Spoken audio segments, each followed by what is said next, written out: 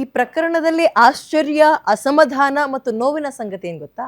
ಈ ಘಟನೆ ನಡೆದು 5 ದಿನ ಕಳೀತಾ ಬರ್ತಾ ಇದೆ. ಸ್ಟಿಲ್ ಆ ರಾಜೀವ್ ಗೌಡನ ಮೇಲೆ FIR ಆಗಿ 5 ದಿನ ಆದ್ರೂ ಅರೆಸ್ಟ್ ಆಗಿಲ್ಲ ಆತ. ರಾಜೀವ್ ಗೌಡ ಬಂಧನಕ್ಕೆ ಸಂಘಟನೆಗಳು ಮನವಿ ಮಾಡ್ತಾ ಇದ್ದಾವೆ. ಅಂಬೇಡ್ಕರ್ ಸೇವಾ ಸಮಿತಿ ಪೊಲೀಸರಿಗೆ ಮನವಿ ಮಾಡಿದೆ. ಅಂಡ್ ಸಂಘಟನೆಗಳು ಹೋಗಿ ಮನವಿ ಮಾಡ್ಬೇಕೇನ್ರಿ?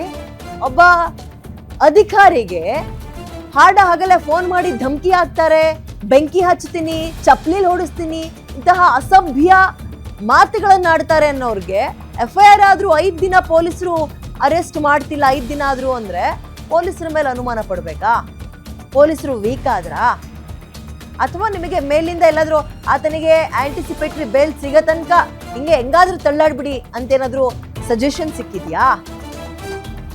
ಏನಾದ್ರೂ ಒಂದು ಆಗಿರ್ಬೇಕಲ್ವಾ? ಬೇರೆ ಚಿಕ್ಕ ಪುಟ್ಟ ವಿಚಾರಗಳಲ್ಲಿ ನಾವೇ ಧೀರರು, ನಾವೇ ಶೂರರು ಅಂತ ಪೊಲೀಸರು ವರ್ತನೆ ಮಾಡ್ತೀರಿ. ರಾಜಕಾರಣಿಗಳು ಅಂತ ಬಂದಾಗ ಯಾಕೆ ಈ ರೀತಿಯಾಗಿ ಮಂಕ್ ಆಗ್ತೀರಿ? ಯಾಕೆ ಅನುಮಾನಗಳನ್ನ ಮೂಡಿಸ್ಕೊಳ್ಳೋ ರೀತಿಯಲ್ಲಿ ವರ್ತಿಸ್ತೀರಿ ನೀವುಗಳು? ಹಿಂಗೆ ನೀವು ಯೂನಿಫಾರ್ಮ್ ಅಲ್ಲಿರೋ ಒಬ್ಬ ಪೊಲೀಸರಿಗೆ, ಡ್ಯೂಟಿಯಲ್ಲಿರೋ ಪೊಲೀಸರಿಗೆ ಹಿಂಗೆ ಯಾರೋ ಒಬ್ರು ಸಾರ್ವಜನಿಕರು ಮಾತಾಡಿದ್ರೆ ಬಿಡ್ತಾ ಇದ್ರಾ? ಕಪಾಳ ಕಲ್ಲೇ ರೋಡಲ್ಲಿ ಹೊಡಿತೀರಿ, ಸ್ಟೇಷನ್ಗೆ ಕರ್ಕೊಂಡು ಹೋಗ್ತೀರಿ, ನಾನ್ ಬೆಲೆಬಲ್ ಸೆಕ್ಷನ್ಸ್ಗಳನ್ನ ಹಾಕ್ತೀರಿ. ರಾಜಕಾರಣಿಗಳ ಮುಂದೆ ಯಾಕೆ ಹಿಂಗೆ ಮಂಕ್ ಆಗ್ತೀರಿ ನೀವುಗಳು?